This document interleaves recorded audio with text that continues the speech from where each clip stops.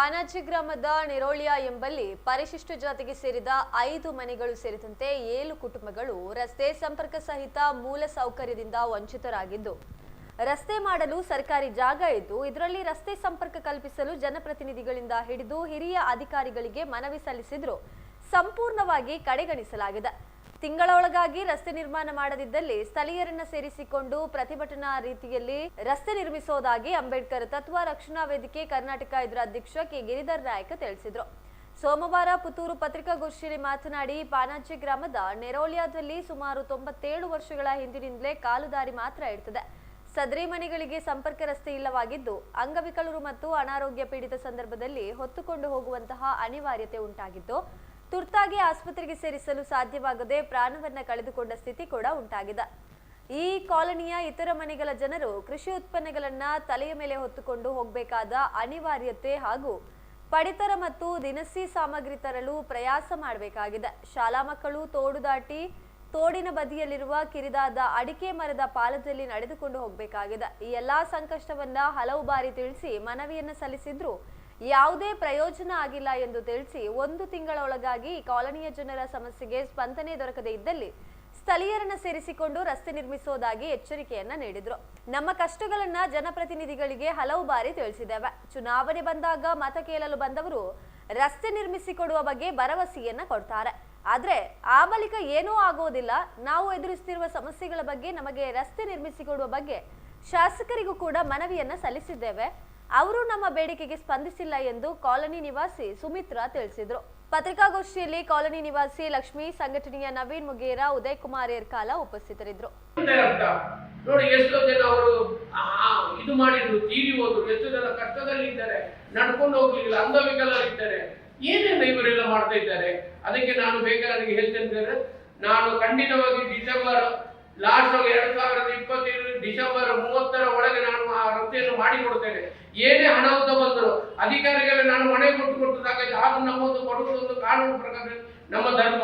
ಯಾಕಂದ್ರೆ 26ಗೆ ನಾನು ಖುದ್ದು ಹೋಗಿ ಇವರು ಸಹ ಬಂದಿದ್ದಾರೆ. ನಾನು ಡಿ.ಸಿ ಅವರ ಹತ್ರ ಮಾತಾಡಿದ್ದೇನೆ, ಅವರಿಗೆ ಸಹ ಮನವಿ ಕೊಟ್ಟಿದ್ದೇನೆ, AC ಮೇಡಮ್ಗೆ ಕೊಟ್ಟಿದ್ದೇನೆ, ತಹಸೀಲ್ದಾರಿಗೆ ಕೊಟ್ಟಿದ್ದೇನೆ. ಇನ್ನು ಯಾರಿಗೆ ಕೊಡಬೇಕು, ಪಂಚಾಯತಿ VA ಅವರ ಹತ್ರ ನಾನು ಖುದ್ದಾಗಿ ಮಾತಾಡಿದ್ದೇನೆ. ಅವರು ಹೋಗಿಲ್ಲ. ಇದು ಸಕ್ರಮ ಆಗಲಿಲ್ಲ, ಅದು ಪ್ಲಾಟಿಂಗ್ ಆಗಲಿಲ್ಲ, ಸಕ್ರಮ ಇರುತ್ತಂತ ನಿಮಗೆ ಖಂಡಿತವಾಗಿ ರಸ್ತೆ ಮಾಡಬಹುದು ಅಂತೇಳಿ. ಆದ್ರೆ ಮಾನ್ಯ ಶಾಸಕರಿಗೆ ಸಹ ಗೊತ್ತಾಗಬೇಕು, ಬಡವರಿದ್ದಾರೆ, ಅವರ ಕೂಗು ಏನಂತೇಳಿ ಗೊತ್ತಾಗಬೇಕು. ಇಷ್ಟು ಮನೆ ಇದ್ದೆ ಖಾಲಿ ಓಟಿಗೋಸ್ಕರ ಮಾತ್ರ ಮಾಡುವುದಲ್ಲ, ಸುಮ್ಮನೆ ಇಲ್ಲಾದ್ರೆ ಏನೆಲ್ಲ ಮಾಡಿ ಏನೆಲ್ಲ ಮಾತಾಡೋದಲ್ಲ.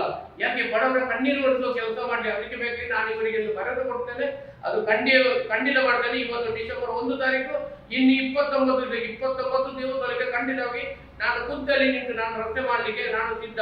ನಮ್ಮ ಅಂಬೇಡ್ಕರ್ ತತ್ವ ರಕ್ಷಣೆ ವೇದಿಕೆ ಸಂಘಟನೆಯಲ್ಲಿ ಎಲ್ಲ ಪರಿಶಿಷ್ಟ ಜಾತಿ ಪರಿಶಿಷ್ಟ ಪಂಗಡದ ಮುಖಂಡರಿಗೂ ನಾನು ಹೇಳಿದ್ದೇನೆ. ಇವರಿಗೆ ನಾನು ಮೊನ್ನೆ ಹೇಳಿದ್ದೇನೆ, ನಿನ್ನೆ SP ಮೀಟಿಂಗ್ ಇವರ ಹತ್ರ ಹೇಳಿದ್ದೇನೆ, ಖಂಡಿತ ಬರ್ತೇನೆ ಸರ್ ಅಂತ ಹೇಳಿದ್ರೆ.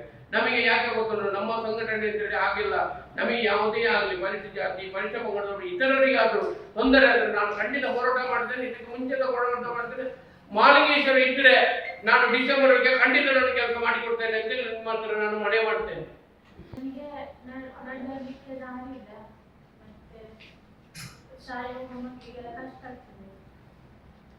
ಮತ್ತೆ ರೇಷನ್ ಎಲ್ಲ ತರಲಿಕ್ಕೆ ಕಷ್ಟ ಆಗ್ತದೆ. ನಮಗೆ ಲೋನ್ ಮಾಡಿ ಕೊಡ್ಬೇಕು, ಮನೆ ಕೊಟ್ಟಿದ್ದೇವೆ. ಹೋಗಿ ಹೇಳ್ತಾರೆ, ಅಲ್ಲಿ ದುಡ್ಡು ಪಾಸ್ ಮಾಡಿದ್ದೇವೆ, ನೀವು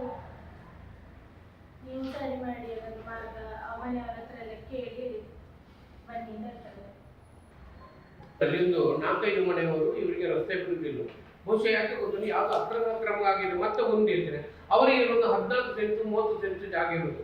ಅವರಿಗೆ ಯಾಕೆ ಗೊತ್ತ, 1 ಎಕರೆ 2 ಎಕರೆ ಜಾಗದಿಂದ ಅವರಿಗೆ ಜಾಸ್ತಿ ಆಗಿ ಬೇಜಾಗಿರೋದ್ರಿಂದ ಸರ್ಕಾರಿ ಜಾಗ ನಮಗೆ ಗೊತ್ತಿದೆ. ಆದರೂ ರಸ್ತೆ ಬಿಡುವುದಿಲ್ಲ ಅಂತ ಹೇಳಿದ್ರೆ ಅರ್ಥ ಏನಂತೇಳಿ ನಾನು ಕೇಳ್ತಾ ಇರುವುದು. ಅದಕ್ಕೆ ಬೇಕಾಗಿ ನಾವು ಹೇಗೆ ಗೊತ್ತುಂಟ, ಇವರಿಗೆ ಬಡವರಿಗೆ ಏನಂತೇಳಿ ಮಾತಾಡಲಿಕ್ಕೆ ಪಾಪ ಗೊತ್ತಿಲ್ಲ. ಇವರಿಗೆ ನೋಡಿ, ಪರಿಸರ ಜಾತಿ ಜನಗಳಿಗೆ ಇವರು ಹೇಗೆ ಗೊತ್ತು, ನಮ್ಮ ಮನೆಯಲ್ಲಿ ಇದ್ದವರಿಗೆ ಏನು ಹೊರಗೆ ಏನಂದ್ರೆ ಕೂಲಿಗೆಲ್ಲ ಸಹಿತ ಇವರದಾಗಿ. ಅದು ಇಂಥ ಶೋಷಣೆ ವಿಷಯ. ಒಂದು ಬೆಟ್ಟಂಪಾಟಿಗೆ ಬಂದ ಒಂದು ಶಾಸಕರಿಗೆ ಇವರ ಮನವಿಯನ್ನು ಆಲಿಸಲಿಕ್ಕೆ ಆಗಲಿಲ್ಲ 6 ತಿಂಗಳಿಂದ ಅಂತ. ಮತ್ತೆ ಏನು ಮಾಡ್ತಾರೆ, ಪರಿಸರ ಜಾತಿ ಪರಿಸರ ಪಂಗಡ ಅಂತ ಹೇಳ್ತಾ ಇದ್ದಾರೆ, ಏನು ಮಾಡ್ತಾರೆ ಅಂತ ನಾನು ಕೇಳ್ತಿರೋದು. ಯಾವ ಒಳ್ಳೆ ದಿವಸ ಆಗೋದು. ಆದ್ರೆ ಒಂದು ಬಡವರ ಕೂಗು ಯಾರಿಗೆ ಗೊತ್ತಾಗುವುದಿಲ್ಲ ಅಂತ ನಾನು ಕೇಳೋದು. ಅದೇ ನಾವು ಹೇಳೋದು, ಎಲ್ಲ ಒಂದು ಯಾವುದೇ ಅಧಿಕಾರಿಗಳು ಯಾವುದೇ ಪಕ್ಷದ ಆಗ್ಲಿ, ಯಾವುದೇ ಶಾಸಕರಾಗಲಿ, ಯಾವುದೇ ಅಧ್ಯಕ್ಷರಾಗಲಿ, ಪಂಚಾಯತ್ ಅಧ್ಯಕ್ಷರಿಂದಲೇ ಅವರು 2020 ಅವರು ಯಾರು ಮೇಡಮ್ ಭಾರತಿ ಭಟ್ ಎಂಬುವರು ಪಂಚಾಯತಿ ಅಧ್ಯಕ್ಷರಾಗಿದ್ರು. ಅವರಿಗೆ ರಸ್ತೆ ಇಲ್ಲ, ಇವರ ಮನೆಗಂತೂ ಅವ್ರಿಗೆ ಹೋಗ್ಬೇಕು, ಅವರಿಗೆ ಮಾಡ್ಲಿಕ್ಕೆ ಆಗಲಿಲ್ಲ. ಅದು ಇನ್ನು ಯಾರು ಮಾಡ್ತಾರೆ? ಎಷ್ಟು ಮೀಟರ್ ಆಗಬೇಕು? 1.5 ಕಿಲೋಮೀಟರ್ ಆಗುವುದು, 1.5 ಕಿಲೋಮೀಟರ್ ಆಗೋದು. ಅದಕ್ಕೆ ನೀರೊಳ್ಳಿ ಅಂತ ಹೇಳುದು. ಹಾಗೆ 1.5 ಕಿಲೋಮೀಟರ್ ರೋಡ್ ಇಲ್ಲ. ಒಂದು ತೋಡು ಉಂಟು ಸರ್, ಅದಕ್ಕೆ ಪಾಲ ಹಾಕ್ಲಿಕ್ಕೆ ಎಲ್ಲಿಂದ ಅಡಿಕೆ ಮರ ಹೊತ್ಕೊಂಡು ಇವರು ಬಂದು ಇವರ ಸ್ವಂತ ದುಡ್ಡಲ್ಲಿ ಆಗುದು. ಪಂಚಾಯತಿಯವರು ಅದನ್ನು ಸಹ ಮಾಡುದಿಲ್ಲ. ಒಂದೇ ಕಾಲುದಾರಿಗೆ ಇಷ್ಟು ಮನೆ ಉಂಟು, ಅದನ್ನೊಂದು ಪಾಲ ಹಾಕ್ಲಿಕ್ಕೆ ಒಂದು ಯಾವ್ದಾದ್ರು ಅದು ಖರ್ಚು ವೆಚ್ಚ ಆದ್ರೂ ಕೊಡ್ಬೋದಿಲ್ಲ. ಭಾರತಿ ಭಟ್ ಅಂತ ಯಾವಾಗ? ಯಾವ 2022. ಈಗ ಅವರ ಈಗ ಏನು ಅವರ ಮನೆ ಇವರ ಮನೆಗೆ ಅಲ್ಲಿ ಹೋಗ್ಬೇಕು. ಹೌದು. ಏನು ಪ್ಲೇಸಿಗೆ ನೀರುಳ್ಳಿ ಪಾನಾಜಕ ರಾಮ ನೀರುಳ್ಳಿ.